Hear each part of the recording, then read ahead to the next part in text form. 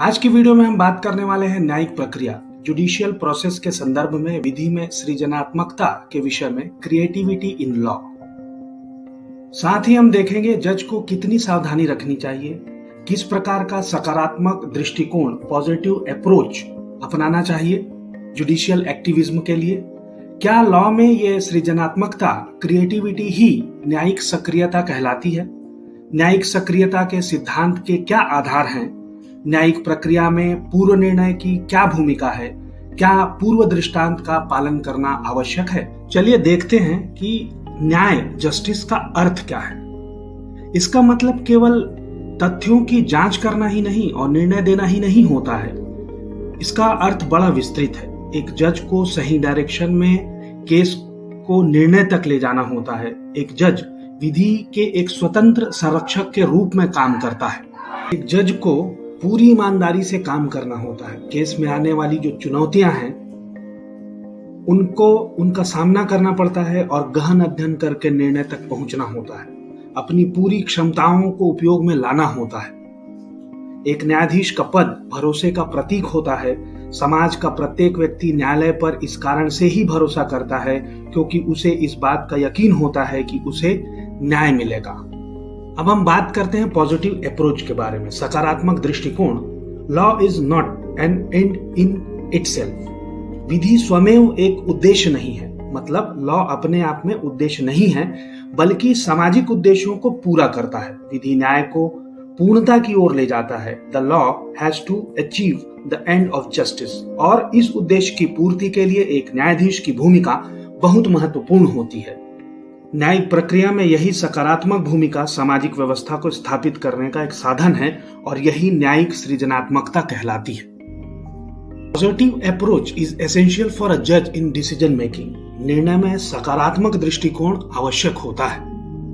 Justice Holmes ने यह सिद्धांत प्रतिपादित किया था कि अदालत के निर्णय में विधि समादेशित है। उनका कथन रहा है कि विधि का जीवन तर्क नहीं है, ये अनुभव है।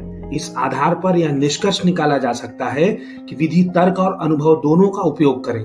विधि की सृजनात्मकता में उसके विकास और सुदृढ़ता के लिए यही सही है। वर्तमान समय में विधि में परिवर्तन और स्थिरता दोनों आवश्यक है। स्थिरता के लिए पूर्व दृष्टांतों में किए गए विधिक सिद्धांतों को अपनाना होता है जिससे सामाजिक उद्देश्य की पूर्ति हो सके। सामाजिक व्यवस्थापन में विधि को पूर्णता देने के लिए ही यह अनुकूलन पद्धति एकोमोडेशन मेथड आवश्यक है। समाज प्रगतिशील एवं परिवर्तनशील है, अतः विधि को परिवर्तनकारी स्वरूप में ही कार्य करना होता है। स्पष्ट है कि सभी हितों के संरक्षण में विधि को परिवर्तन की भूमिका का भी कार्य करना होता है।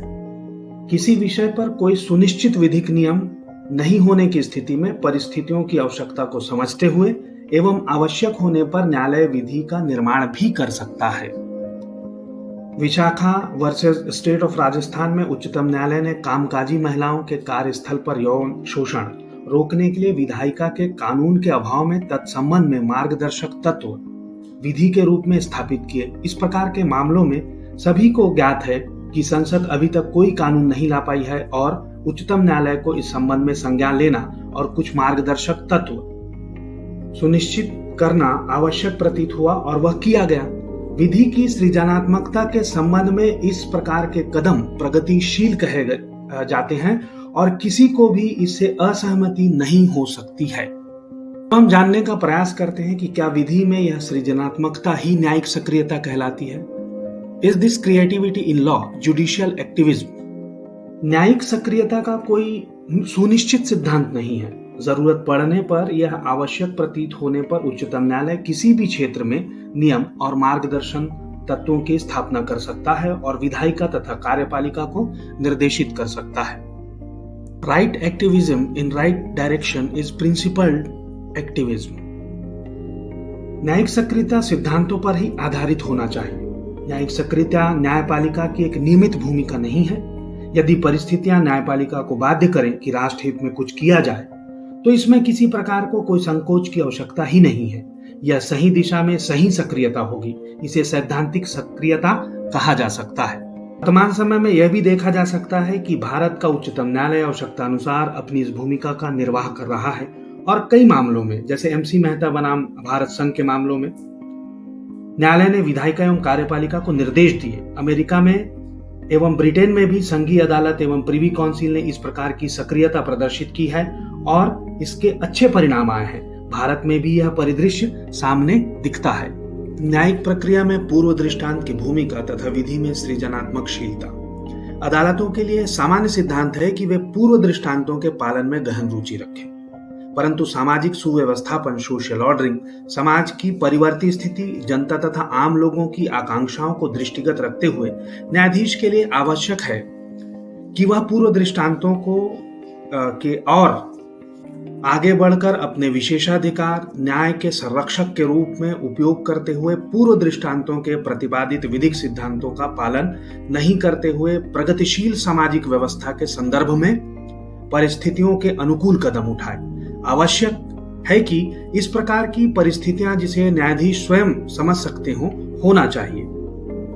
न्यायाधीश कार्डोजो ने कहा है कि जहां पूर्व दृष्टांत में कोई विधिक नियम स्थापित नहीं है, उन परिस्थितियों में न्यायाधीश एक निष्पक्ष एवं विवेकपूर्ण व्यक्ति के रूप में विधि घोषित कर सकता है। यहाँ यह कहा जा सकता है कि न्यायाधीश विधि के संरक्षक के रूप में अपनी भूमिका का निर्वाह कर रहा है। अब हम देखते हैं कि क्या पूर्व दृष्टांत का पालन करना आवश्यक है। इस समस्या का समाधान देखें।